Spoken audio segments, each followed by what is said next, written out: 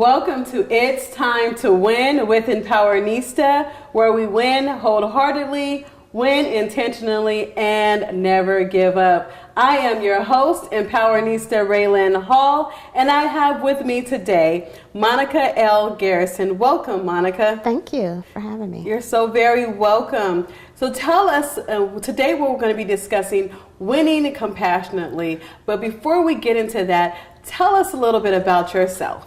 Oh, I love doing this. I am Monica L. Garrison. I am a transformational speaker, also an author, as well as I own a company, Halo Global, LLC, in Chicago. My book is entitled Journey to Loving Me, Lessons Learned Along the Way. But I am currently working on my second book, Living Without Regrets. Living Without Regrets. Yes, that will be out later this year. Okay, I love it. Yes. So tell me about one of your biggest accomplishments within your career or your life. My biggest accomplishment, about 10 years ago, I went on my very first spiritual retreat. Okay. And it was in North Carolina. And it was transformational. It was one of the points in my life where I was really struggling with finding myself and trying to really figure out what I wanted to do in life. Okay. And it was from that experience that I created Embrace Your Beautiful. Embrace Your Beautiful. And that's a women's retreat. Okay. And it was like, and it helps to give back to women. And this year it's in Michigan. Next year will be in Costa Rica. Okay. So it's taking women away from their everyday norm. And I like to call it No Makeup and Yoga Pants Weekend, where we get to be authentic, no makeup, and get back in touch with who we are as women and have that community. And that is what Embrace Your Beautiful is all about. Embrace Your Beautiful. So how long is it? Just for a weekend? It is for a weekend. Next year for Costa Rica, it will be over MLK weekend. Okay. So I'm looking forward to that. It sounds good. So you went to a retreat, so which helped birth your retreat, Yes. Embrace Your Beautiful. It sounds like it's good to get to that point where we're able to unwind and just relax. You know, a lot of women need that. A lot of women need that, but also there were a lot of women in my life that come to me quite often that is seeking, hey, I just need some clarity, some understanding, you know, can you help me? And so it started with, let me birth this. Okay. Let me birth this retreat, because a lot of women have never been to a retreat. Okay. They've never done anything of that kind of, you know, that idea of let me get away for a weekend where it is no children, no husband, no whatever, no work. It's about me. And how do we do that? And how do we get back to connecting? So the weekend is all about meditation. It's about quiet time, relaxation. We do journaling. We do group activities. And so it is from beginning to end, from Friday until the Monday ending of the retreat, where it's all about you and getting back to who you are and what do you want when you go back home. And I think that we need to do that, especially for me as a speaker. I am a teacher as well. Okay. And I like for people to leave with something. I want to give you tools. I want to give you things that are tangible that you can now transform your life when you go back home. When you go back to your real world, your reality. Okay.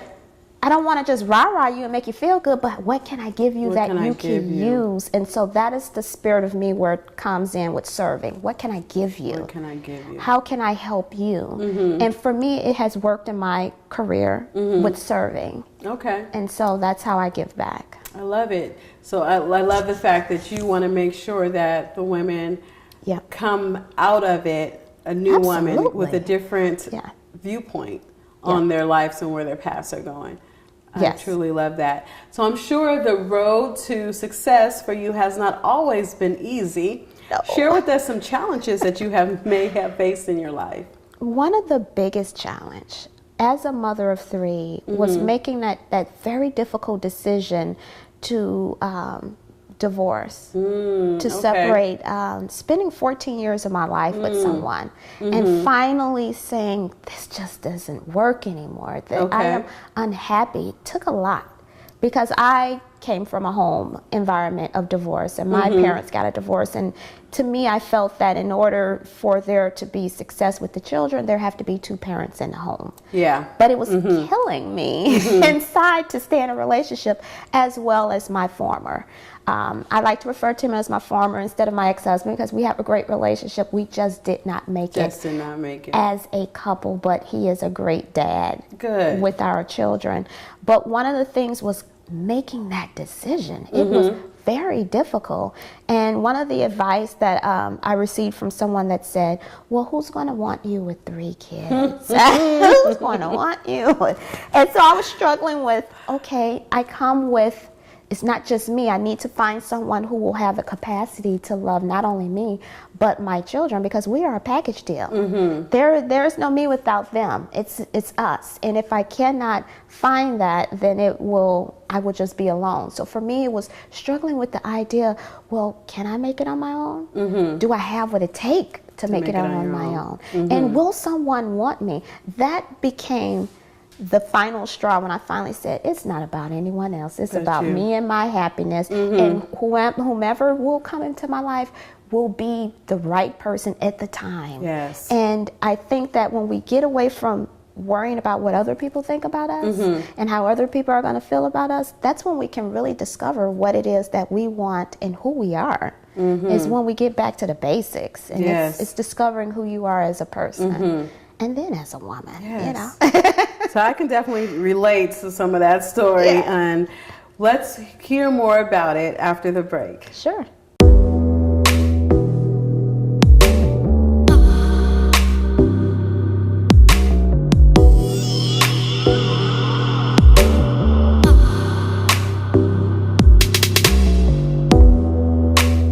Welcome back to It's Time to Win with Empowernista. I am your host, Empowernista Raylan Hall, and I have with me today Monica L. Garrison. Welcome back. Thank you. You're so very welcome. So before the break, we were discussing one of your biggest challenges in your life, and you brought up the fact that you became a divorced woman and feeling that, how do you move forward after that?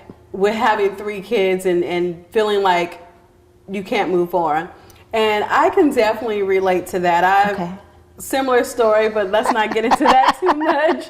I do want to hear more about how you serve others. Share with me since the topic of this show is called Winning Compassionately, what does that mean to you? Winning compassionately means to me is getting out of your own way.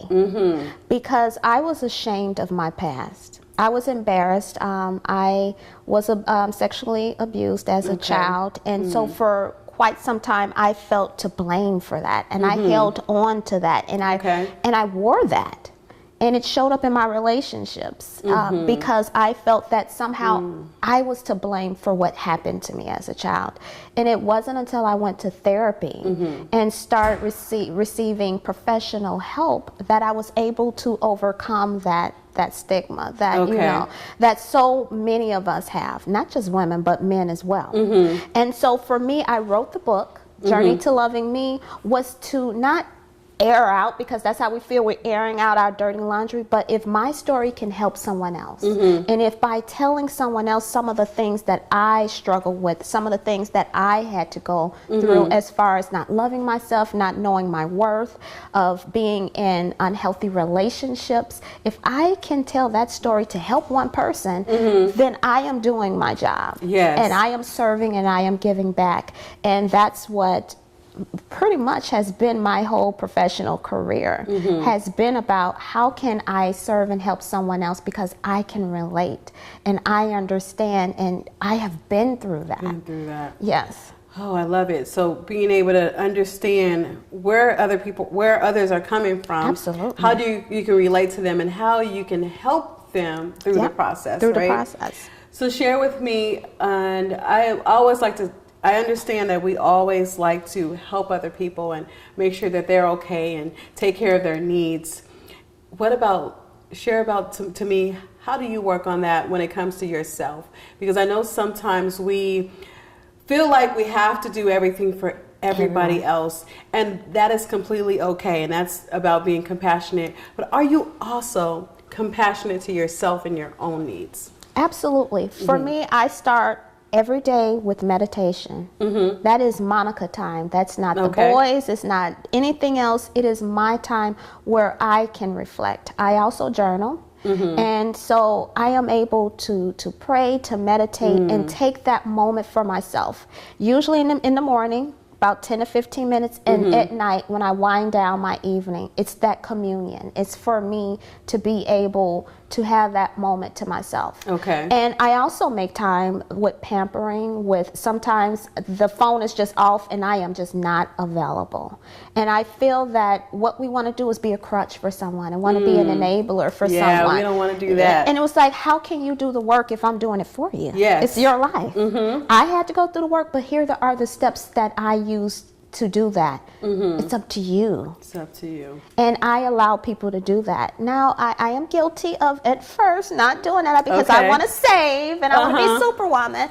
But the reality was, then you rely on me. Then you depend on me. And you still haven't learned how to get those tools for yourself. So for me, it's, let me help you. Here's what I did. Now you take the reins. You take the lead and you do it for yourself. Okay. But it's consciously doing it. You know, we live on autopilot, most of us.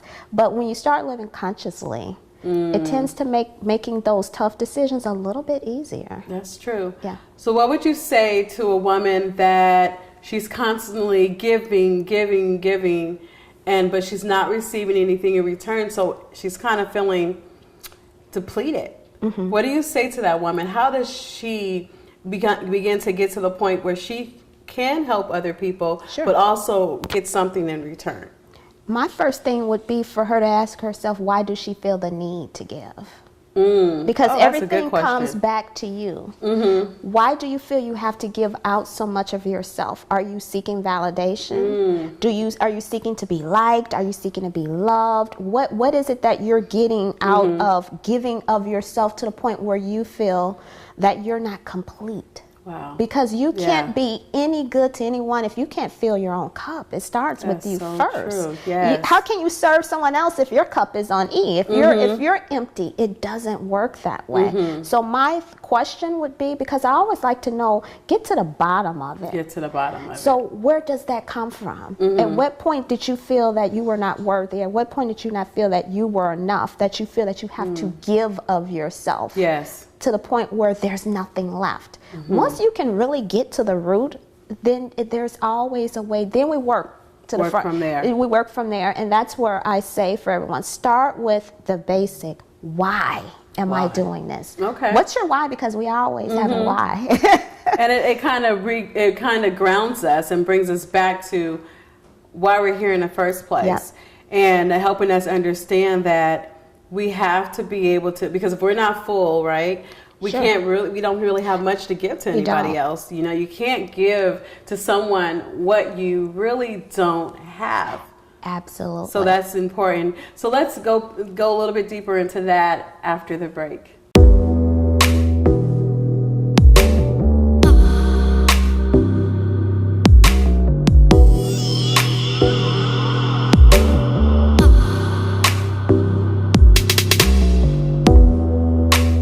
Welcome back to It's Time to Win with Empowernista. I am your host, Empowernista Raylan Hall, and we have with us Monica L. Garrison. Welcome back. Absolutely. So we were discussing on how, if you're not full, how can you be compassionate enough to help somebody else when you don't really have enough to give, right? Right. So I think that's an interesting point, because sometimes we forget to fill our own cups, like you mentioned. We do. So share with us about a time, because I'm sure, you know, we've all gone through those moments when we weren't quite full on our own, but we didn't quite have the direction.